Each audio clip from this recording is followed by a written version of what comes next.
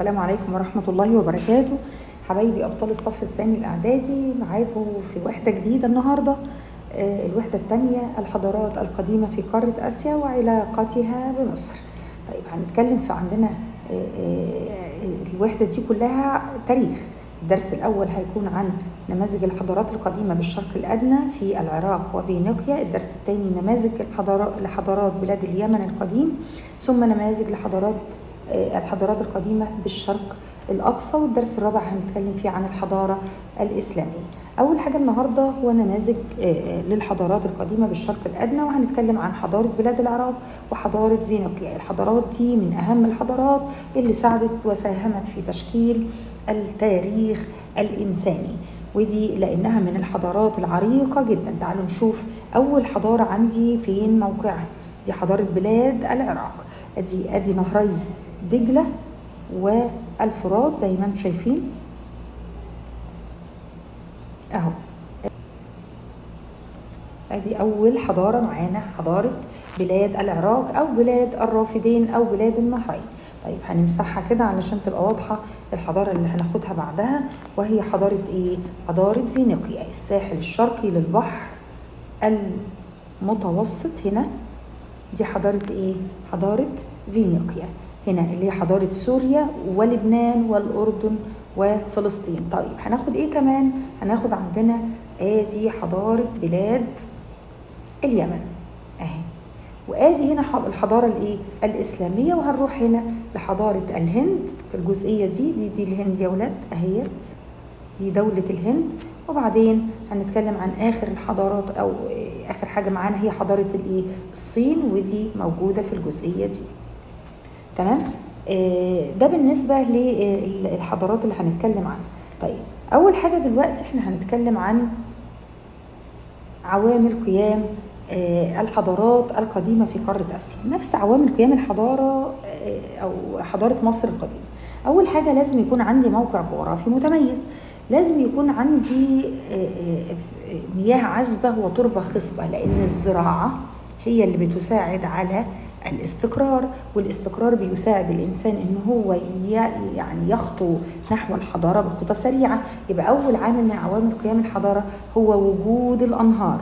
الأنهار زي إيه؟ زي مثلا أنهار أو نهري دجلة والفرات في العراق.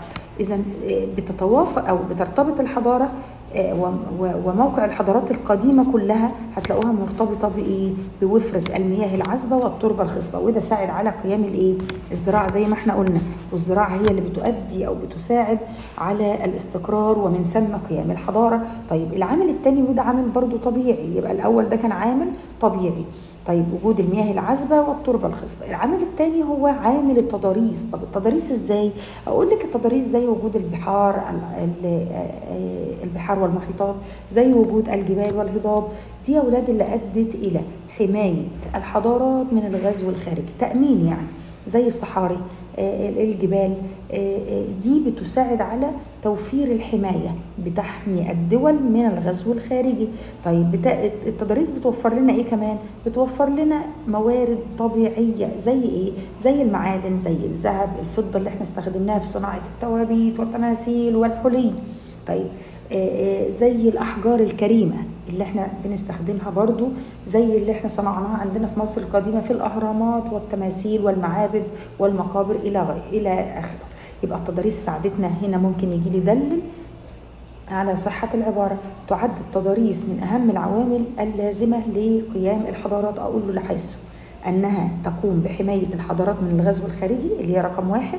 رقم 2 أنها بتوفر موارد الطبيعية اللازمة زي ما احنا قلنا كده، زي المعادن والصخور. ثالث حاجة المناخ المعتدل، وده عامل طبيعي. المناخ المعتدل بيؤدي إلى أن الفكر البشري أو النشاط العقلي البشري والإنسان دايما يفضل يقظ، وبيساعدوا كمان على استقرار السكان واستغلالهم للموارد. يعني لازم نفضل عندنا نشاط فكري، يعني احنا بنشغل دماغنا طول الوقت، وده اللي بيخلينا كمان يساعدنا على يعني اللي هو الانسان اللي هيقدر يستغل كل هذه العوامل الطبيعيه. يبقى اعتدال المناخ بيساعد على استقرار السكان، ولو استقرار السكان ده يعتبر عامل بشري. أو هو اللي هيساعدنا على وجود العامل البشري اللي هو نشاط الفكر الإنساني اللي بيستغل العوامل الطبيعية في صناعة الحضارة. طيب تعالوا نشوف أول حاجة هناخدها إيه. هنتكلم عن حضارة بلاد العراق القديم. طيب الحضارة دي يا أولاد تعتبر إحدى الحضارات العظيمة في العالم وفي آسيا، في العالم بصفة عامة وفي آسيا بصفة خاصة لأنها ظهرت في آسيا. طيب هي سميت بحضارة بلاد الرافدين أو ما بين النهرين. ليه يا ترى؟ أقول لك، هو أدي أول سؤال اهوت ممكن يجي لي بما تفسر. لأنها حضارات نشأت في منطقة السهول الفيضية. دي منطقة السهول الفيضية الواقعة بين نهري دجلة والفرات. يعني احنا حضارة مصر القديمة عندنا نشأت في سهل فيضي اللي هو الوادي والدلتا، هم عندهم نشأت في برضو سهل فيضي بيقع بين نهري دجلة والفرات. سكان بلاد الرافدين أو بلاد ما بين النهرين اللي هم سكان العراق في نهري دجلة والفرات استفادوا من وجود السهل الفيضي في الزراعة، واستفادوا من الأنهار دي في التجارة الداخلية وعملية نقل البضائع داخل العراق وخارجها مع دولة سوريا. يبقى ده ساعدهم على النشاط التجاري أو التواصل التجاري الداخلي مع داخل بلاد العراق وخارجها مع سوريا. طب ايه هي اهم الحضارات القديمة اللي قامت في بلاد العراق؟ 1 الحضارة السومرية ودي الأقدم، بيليها الحضارة الأكادية، البابلية الأولى، الأشورية. طب تعالوا نشوف أول حاجة لما نيجي نتكلم عنها. بصوا كده مواقعهم.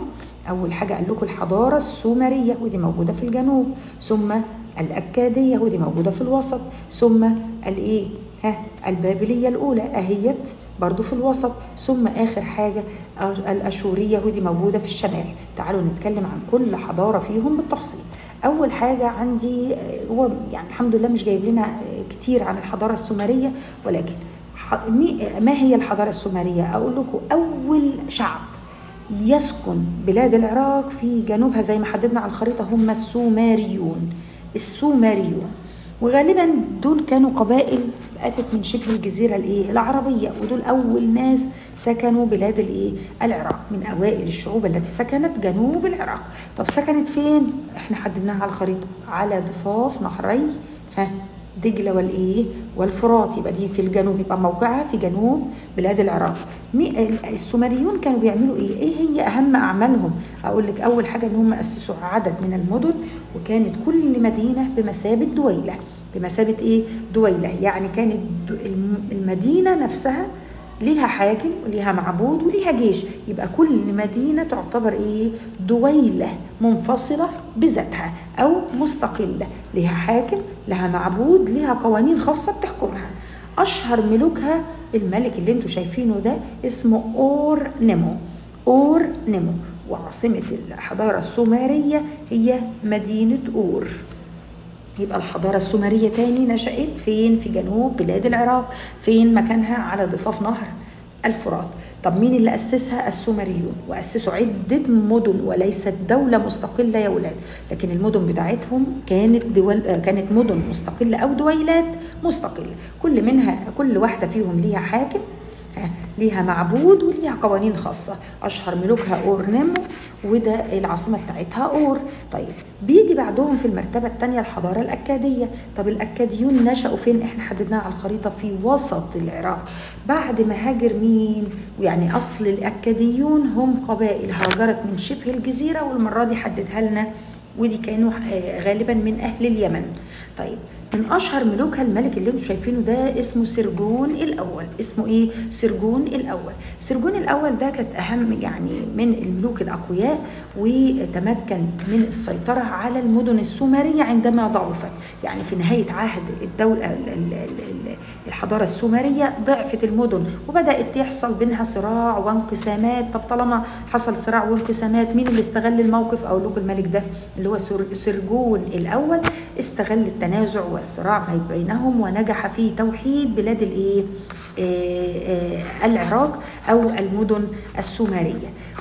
وبهنا بقى نقدر نقول إن سرجون الأول والأكاديون هم اللي أسسوا أول مملكة موحدة في بلاد العراق القديم. العاصمة بتاعتها كانت أكاد. الأكاديون عاصمتهم أكاد. يبقى تاني نشأت الحضارة الأكادية في وسط بلاد العراق من أهل اليمن أو من أهل شبه الجزيرة. أشهر ملوكها سرجون الأول اللي استغل التنازع وضعف المدن السومرية، نجح في السيطرة عليها وتوحيدها، وأسس أول مملكة موحدة في بلاد العراق عاصمتها مدينة أكاد. بعد كده هنروح للحضارة البابلية الأولى رقم 3، البابلية الأولى، ودي زي ما انتم شايفين كده هنلاقيها استقرت أيضا في وسط بلاد العراق، البابليون. طيب أشهر ملوكها الراجل ده اللي هو صاحب القوانين اللي سميت بقوانين حمورابي، قوانين حمورابي، ودي كانت أهم أعماله إن هو أنشأ إمبراطورية. يعني إيه إمبراطورية؟ يعني دولة مترامية الأطراف، مساحتها كبيرة جدا وسيطرت على دول كتير جدا حواليها. يبقى أول من أنشأ إمبراطورية واسعة في بلاد العراق هو الملك حمورابي. أهم إذا ذكر حمورابي ذكرت القوانين والتشريعات بتاعته، اللي سميت بتشريعات حمورابي، عرفت بقوانين حمورابي. ودي عشان تنظم، يعني قوانين يا أولاد عشان تنظم الحياة داخل بلاد العراق. العاصمة بتاعتها هي الدولة البابلية، يبقى أكيد العاصمة بتاعتها مدينة بابل. طيب نروح للحضارة اللي بعد كده وهي الحضارة الأشورية. أشور. طيب نشأت فين الحضارة الأشورية؟ دي الوحيدة اللي احنا قلنا انها في شمال بلاد العراق. أشهر ملوكها الملك سرجون الثاني. يبقى أنا خدت سرجون الأول في الحضارة الأكادية، ثم في الحضارة الأشورية كان أشهر ملوكها سرجون الثاني. ده بقى كان راجل عسكري، كان بتاع حرب، اهتم جدا بالإنجازات الحربية. تمام؟ طيب عندنا في هنا سؤال: اتبع الأشوريين سياسة العنف ضد الشعوب التي احتلوها. طيب ما النتائج المترتبة؟ سياسة عنف وإرهاب وقمع، أي ما حد فيش تعبير عن الرأي، يبقى أكيد ده هيؤدي إلى حدوث ضغط على الشعب العراقي، والشعب العراقي قام بعدها بالعديد من الثورات المتكررة ضدهم، أضعفت الدولة بتاعتهم. يبقى نتيجة العنف ضد الشعب العراقي أو الشعب الآشوري اللي استخدمها ملوك الحضارة الأشورية زي سرجون الثاني، ده أدى إلى حدوث ثورات متكررة، وده الثورات المتكررة ولاد تضعف أي دولة. طيب بما إنها الحضارة الأشورية إلى عاصمة آشور، يبقى عرفنا مين هم السومريون، عرفنا إنه دول كانوا أول شعب يسكن بلاد العراق في الجنوب، الأكادية كانت في الوسط، البابلية الأولى في الوسط، الأشورية كانت في شمال بلاد العراق. هنروح بعد كده أولاد لملامح حضارات بلاد العراق القديم. عندنا الحياة السياسية والحياة الدينية، الحياة الاجتماعية والاقتصادية والحياة الفكرية والعلمية، ثم آخر حاجة العمارة والفنون زي ما انتم شايفين كده. طيب هنبدأ بالحياة السياسية. يعني إيه حياة سياسية؟ يعني نظام الحكم والإدارة. الحياة السياسية لما نيجي نتكلم عنها هنقول إن لما نيجي نتكلم عن الحياة السياسية هنقول إن نظام الحكم والإدارة أو نظام الحكم في بلاد العراق القديم كان نظام ملكي. نظام إيه؟ نظام ملكي. نظام ملكي وراثي زي مين؟ زي مصر القديمة عندنا، زي مصر القديمة. نظام إيه؟ حكم ملكي. عندنا مدن مستقلة زي كده، كل مدينة ليها حاكم بيحكمها، وليها ايه؟ وليها معبود بتعبده، وليها جيش بيحميها. هي النظام ده سموه ايه؟ نظام دولة المدينة. نظام دولة المدينة. يبقى عرفت حضارات العراق القديم نظام دولة الايه؟ المدينة. طيب كانت كل مدينة زي ما انتم شايفين كده دولة تعتبر دويلة مستقلة، يعني كل مدينة كانت دويلة مستقلة، وكان لكل مدينة حاكم زي ما بقول لكم كده بيجمع السلطة السياسية والدينية. يعني ايه السلطة السياسية؟ السلطة السياسية ان هو ملك يعني حاكم. طيب والسلطة الدينية ان هو كان بينظر له نظرة مقدسة. طيب بعدها هنقول اصبح للعراق كمان ان كل دولة يعني أو دولة العراق بعد ما توحدت على يد الأكاديين أصبح لها إيه؟ لها حكومة مركزية. يبقى لم يكن لها حكومة مركزية تحكم دولة العراق بأكملها إلا بعد أن جاء الأكاديين ووحدوا البلاد زي ما احنا قلنا في الدولة الأكادية. يبقى تاني الحياة السياسية نظام الحكم فيها في بلاد العراق القديم كان نظام ملكي إيه؟ وراثي. طب النظام عندهم كان عامل ازاي؟ كان نظام دويلات، او المدن عندها كانت عبارة عن مدن مستقلة عرفوها وسموها دولة المدينة. يعني كل مدينة تعتبر دويلة مستقلة بذاتها، ليها حاكم، الحاكم ده ليه سلطة سياسية ودينية. وكل مدينة زي ما قلت لكم انها كانت مدينة مستقلة بذاتها. واصبح للعراق حكومة ايه؟ حكومة مركزية بعد ما توحدت على يد الايه؟ الأكاديين. طيب بعد كده هنروح للحياة الدينية. طيب أهل العراق القديم كانوا بيأمنوا بفكرة تعدد المعبودات ويقدسوا قوى الطبيعة، ودي أخدوها من مصر القديمة، أو تأثروا بمصر القديمة في فكرة تعدد المعبودات، لأنها من خصائص الحياة الدينية في مصر القديمة. يبقى آمن سكان العراق القديم بفكرة إيه؟ تعدد المعبودات، فكانوا بيقدسوا قوة الطبيعة.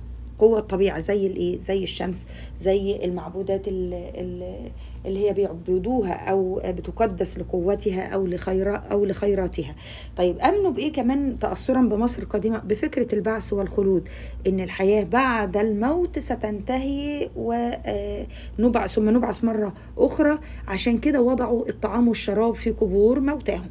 يبقى فكرة البعث والخلود هي الحياة بعد الإيه؟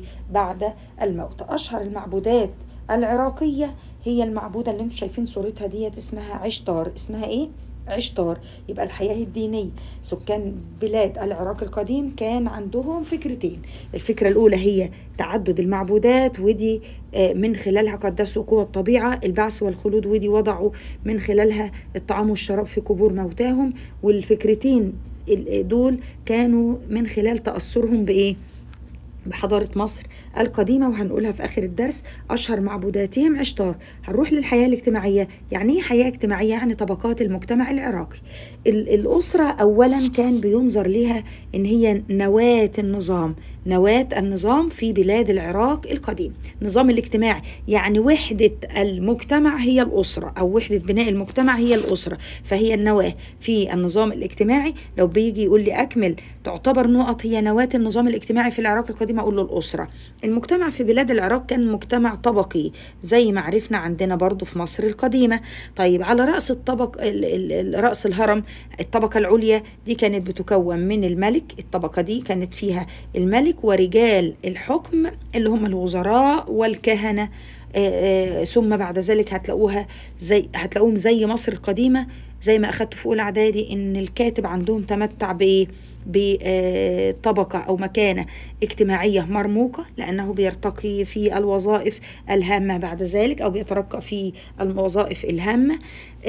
بعد كده المجتمع بقى محتاج فكرة التنظيم، ان احنا ننظم المجتمع ازاي؟ زي ما قلناها عندك قوانين حمورابي. فاحنا عملنا، او بعد ذلك بعد تطور بلاد العراق او بعد التقدم في ومرور الزمن، اصبح هناك قوانين، او المجتمع في حالة الى قوانين تنظم العلاقات والتعاملات بين الناس. يعني في قوانين كل مجتمع اولاد بدون قانون هيبقى بالظبط بيشبه الغابة. لذلك كان المجتمع العراقي زيه زي أي مجتمع كان بحاجة إلى إيه؟ إلى قوانين لتنظيم العلاقات والتعاملات بين الناس. بدأت القوانين، أول من قام بوضع القوانين هو الملك أور نيمو، ثم ظهرت بعد ذلك قوانين حمورابي. طب تعالوا نشوف مقارنة عندنا بين قوانين أور نيمو أو القوانين اللي أصدرها هذا الملك والقوانين التي أصدرها الملك حمورابي.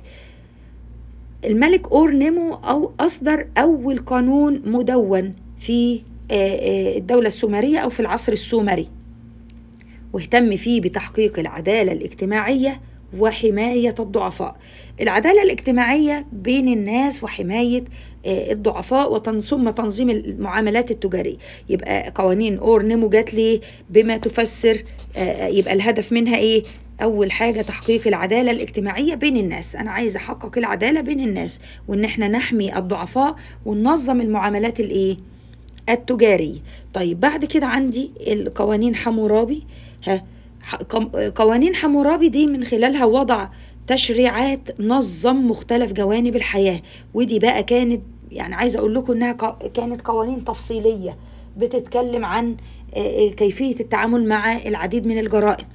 بس هنا في الكتاب قال لي إن هي تشريعات نظمت مختلف جوانب الحياة وكفلت حقوق المرأة، يعني اتكلمت أو وفرت أو تحدثت عن حقوق المرأة وكيفية حماية حقوقها. يبقى ده بالنسبة لحمورابي. أورنمو كان هدفه تحقيق العدالة الاجتماعية وحماية الضعفاء وتنظيم المعاملات التجارية بين الناس. الملك حمورابي كان وضع التشريعات اللي يعني بتنظم مختلف جوانب الحياة، يعني تقريبا كانت تشريعات شاملة وكفل من خلالها حقوق المرأة. هنروح بعد كده للحياة الاقتصادية. الحياة الاقتصادية دايما نقول اقتصاد يبقى زراعة وصناعة وتجارة. طيب هنبدأ بالزراعة. قامت حضارة بلاد العراق القديم أصلا هي حضارة زراعية زي مين؟ زي حضارتنا بالظبط. فهي لأنها قامت على بين نهري دجلة والفرات، يعني قامت على أو في منطقة السهل الفيضي زي حضارة وادي النيل عندنا في مصر. طب هي أساسها إيه؟ يعني الحضارة دي قامت على الزراعة.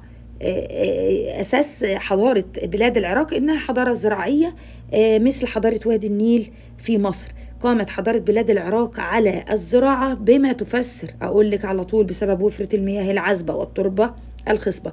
واهتم طبعا سكان العراق بالزراعة. إزاي؟ أول حاجة يا ولاد أنا دايما أقول لكم إن الزراعة هي يعني لن تنهض الزراعة إلا بنهوض مشروعات الري والاهتمام به. يبقى لازم تنظيم مشروعات الري. طب عملوا إيه من مشروعات الري؟ اهتموا ببناء السدود، قاموا بتطوير أدوات حرث الأرض وبذر البذور. أدوات حرث الأرض زي المحراث أو زي الأدوات اللي بتقوم بتقليب التربة. وفي العراق القديم تنوعت المحاصيل الزراعية عندهم، فزرعوا القمح والشعير كما عرفوا زراعة النخيل. يبقى دي أهم المحاصيل. يبقى أكمل من أهم المحاصيل الزراعية في بلاد العراق القديم تقولوا لي القمح والشعير والنخيل. القمح والشعير كما عرفوا زراعة النخيل. طب دلل على صحة العبارة. اهتم سكان العراق بالزراعة أقول له حيث قاموا بتنظيم مشروعات الري والزراعة، فأقاموا العديد من السدود وقاموا بتنظيم أدوات حرث الأرض الزراعية وبذر البذور. يبقى الزراعة هي ده كل اللي اتكلم عن فيه أو من خلاله على نشاط الزراعة. طب نروح للصناعة. أقول لكم نهضت الزراعة في العراق القديم يبقى نهضت أيضا الصناعة. طيب هم صنعوا إيه؟ ويستخدموا وايه المواد الخام اللي استخدموها في عمليه الصناعه؟ اقول لكم استخدموا المعادن زي النحاس والذهب والفضه والبرونز.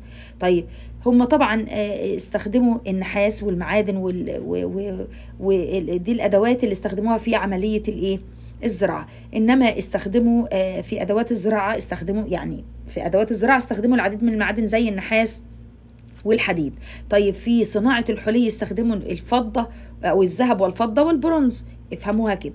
طيب وكمان استخدموا من أهم الصناعات عندهم صناعة الأسلحة. يبقى أهم الصناعات صناعة أدوات الزراعة، الحلي، الأسلحة. استخدموا فيها إيه؟ النحاس، الذهب، الفضة، البرونز. برعوا في صناعة الخزف متأثرين بحضارة مصر القديمة، ودي هنقولها في الجزء الأخير طبعا. وبرعوا أيضا في استخدام الأدوات المنزلية. تمام؟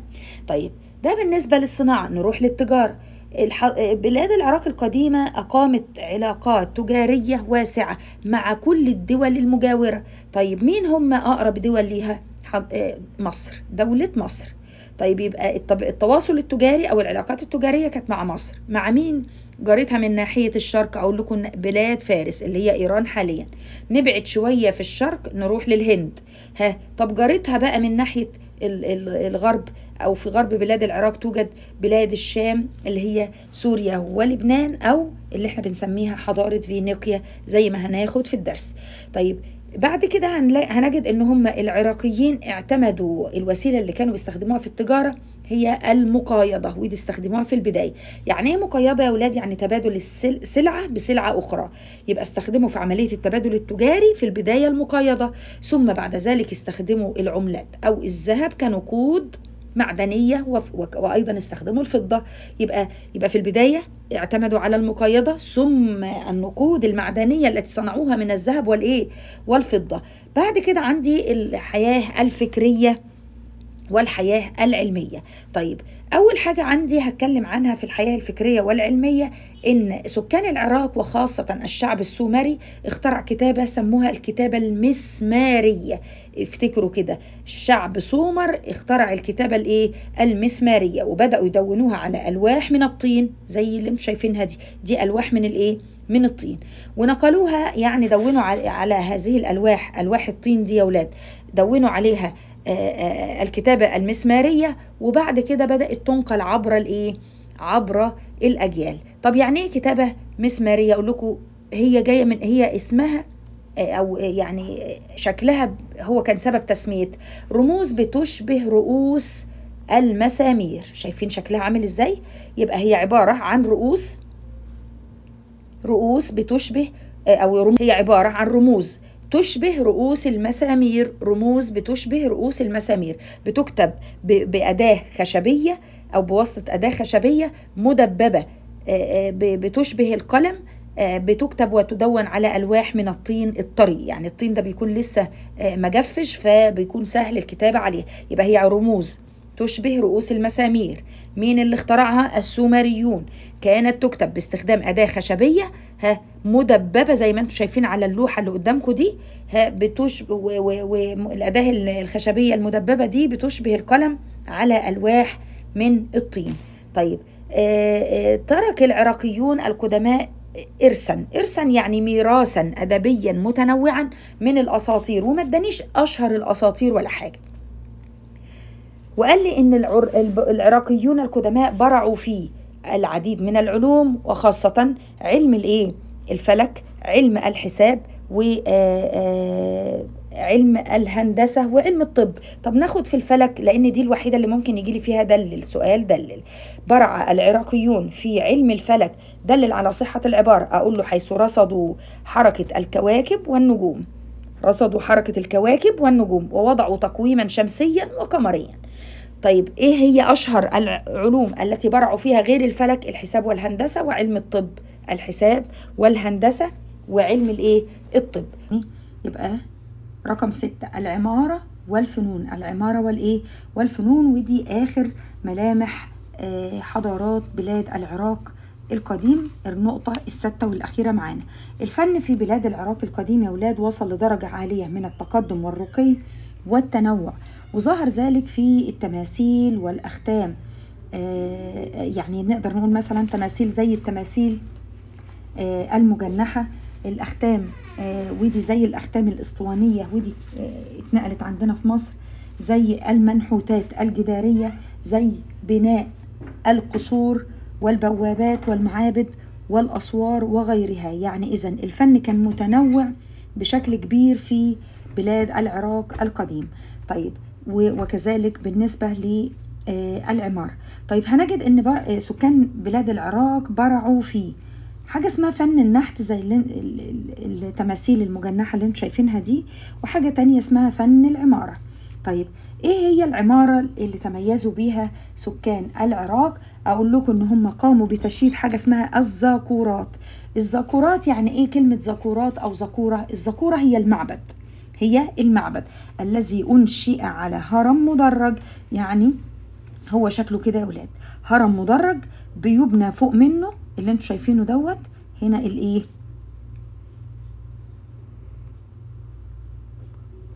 هنا الايه؟ المعبد. هنا ده الزاكورة. يبقى ده تعريف الايه؟ الزاكورة او الزاكورات، الجمع بتاعها زاكورات، المفرد زاكورة.